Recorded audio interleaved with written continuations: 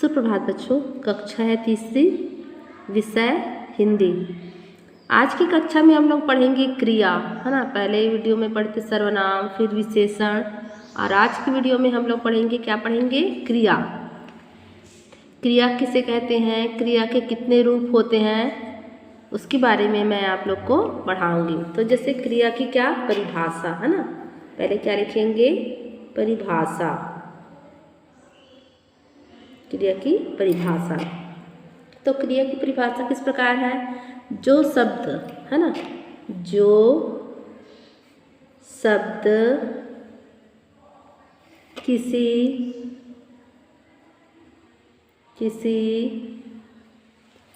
काम के, जो शब्द किसी काम के करने, है ना, करने या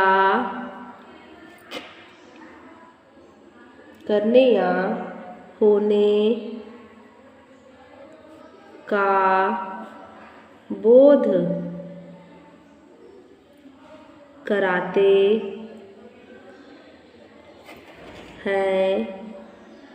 कराते हैं, उन्हें क्रिया कहते हैं। जो शब्द किसी काम के करने या होने का बोध कराते हैं, उन्हें क्रिया कहते हैं, है ना। ये हो गया परिभाषा। अब क्रिया के भेद, है ना। क्रिया के कितने भेद हैं? क्रिया के 2 भेद हैं। पहला है सकर्मक क्रिया। सकर्मक क्रिया पहला क्या है? सकर्मक क्रिया। दूसरा है अकर्मक क्रिया। अकर्मक क्रिया, पहला है सकर्मक क्रिया, दूसरा है अकर्मक क्रिया। तो पहला जैसे यहाँ पे दिया है सकर्मक, है ना, क्या दिया है? सकर्मक क्रिया की परिभाषा किस प्रकार होगी, इसको देखते हैं। जैसे जिन क्रियाओं में, है ना, जिन क्रियाओं का फल कर्ता की अपेक्षा कर्म पर पड़ता है, जिन क्रियाओं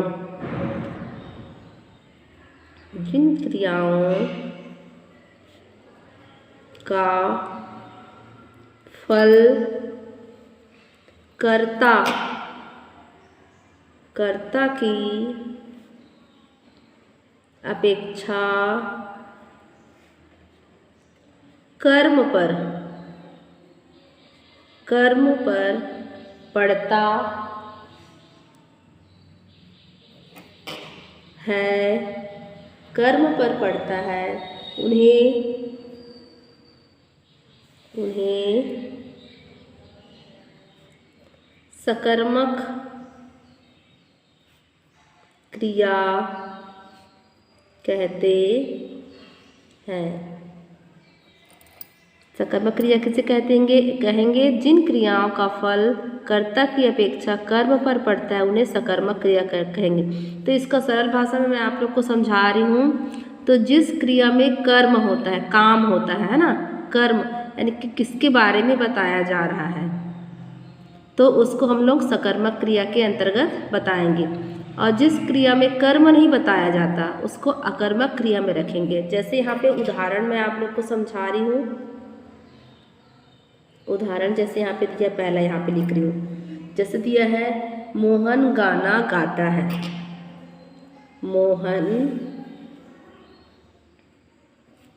गाना गाता है। जैसे यहाँ पे पहला उदाहरण क्या बताया गया है? मोहन गाना गाता है ना। तो इसका कर्म क्या हो रहा है? गाना गाने का कर्म हो रहा है ना। और ये क्रिया हमारा क्या है? गाता है। क्या काम हो रहा है? गाने का काम हो रहा है ना। जो शब्द किसी काम के करने या होने का बोध कराता है, उसे क्या कहते हैं? क्रिया कहते हैं। तो यहाँ पे उदाहरण हम लोग जैसे यहाँ पे दिया हुआ है मोहन गाना गाता है, तो क्या काम हो रहा है यहाँ पर? गाना गाने का काम हो रहा है। तो ये हमारा क्या हुआ? क्रिया हुआ। क्या हुआ? गाना गाने का काम हो रहा है ना, तो ये क्या हुआ? क्रिया हुआ। उसी प्रकार गाना गाता है, तो क्या गाता है वो? गाना गाता है, ये हमारा कर्म है।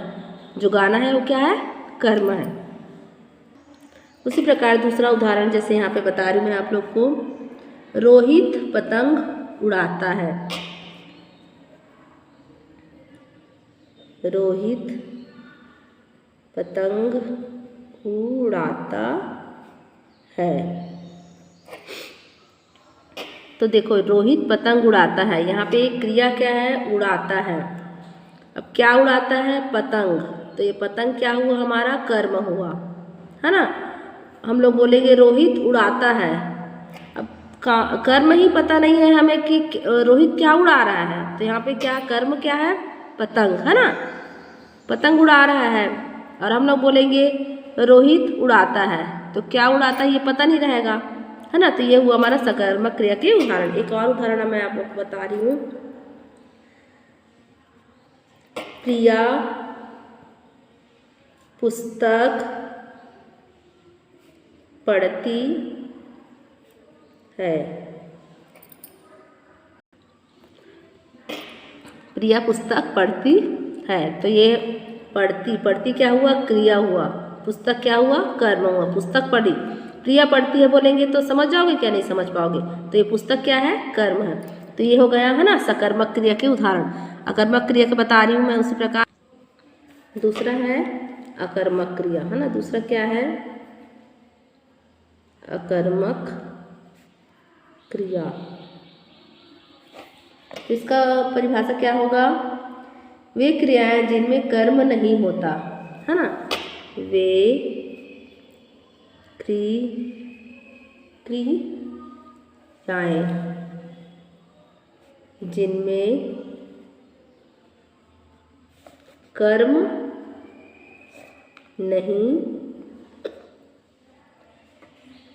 होता और क्रिया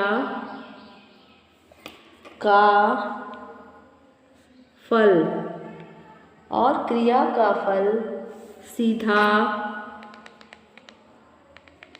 कर्ता पर पड़ता है।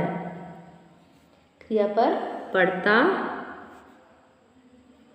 है, उसे अकर्मक क्रिया कहते हैं। उसने क्या कहते हैं? अकर्मक क्रिया कहते हैं। तो इसका उदाहरण इस प्रकार है।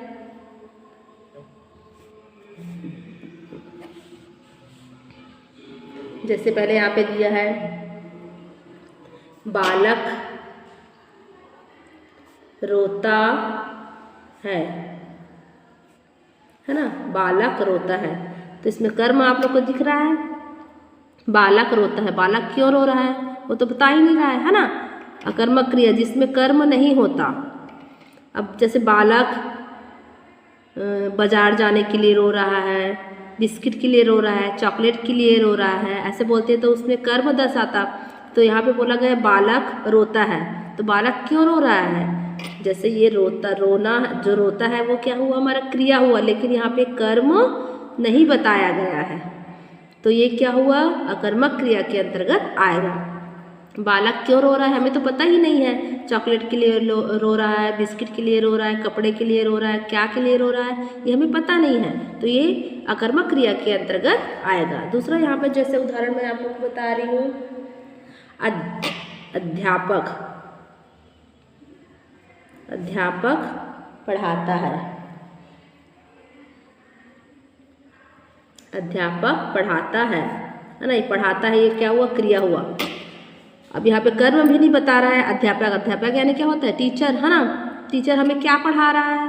हिंदी पढ़ा रहा है, गणित पढ़ा रहा है, विज्ञान पढ़ा रहा है, ईवीएस पढ़ा रहा है, क्या पढ़ा रहा है हमें तो यहाँ पे पता ही नहीं है, क्योंकि उसका कर्म ही नहीं है, यहाँ पर कर्म ही नहीं दर्शा रहा है, तो ये अकर्मक क्रिया के अंतर्गत आएगा, है ना, क्योंकि इसमें कर्म ही नहीं हो रहा है। इसी प्रकार तीसरा उदाहरण मैं बता रही हूँ, बच्चे हंसते हैं। क्या बताया है? बच्चे हंसते हैं। तो बच्चे क्यों हंस रहे हैं हमें पता ही नहीं है, ये हंसते हैं ये हुआ क्रिया, लेकिन क्यों हंस रहे हैं इसका कर्म हमें पता ही नहीं है, क्यों हंस रहे हैं, तो ये क्या हुआ? अकर्मक क्रिया के अंतर्गत आएगा। तो जिसमें कर्म होता है वो क्या कहलाता है? सकर्मक क्रिया, और जिसमें कर्म नहीं होता वो क्या कहलाता है? अकर्मक क्रिया, है ना। जिन शब्दों से क्रिया की परिभाषा है, जो शब्द किसी काम का करना या होना का बोध कराता है उसे हम लोग क्या कहते हैं? क्रिया कहते हैं। क्रिया के कितने भेद हैं? क्रिया के 2 भेद हैं। पहला है सकर्मक क्रिया, दूसरा है अकर्मक क्रिया। ये होगा क्रिया का, मैं इस कक्षा में आप लोग को समझाई हूँ। इसको आप लोग अपनी हिंदी व्याकरण कॉपी में लिखेंगे, इसका फोटो भी मैं सेंड करूँगी, जिसे देख के आपको अच्छे साफ सुंदर अक्षर में लिखना है और याद भी करना है बच्चों।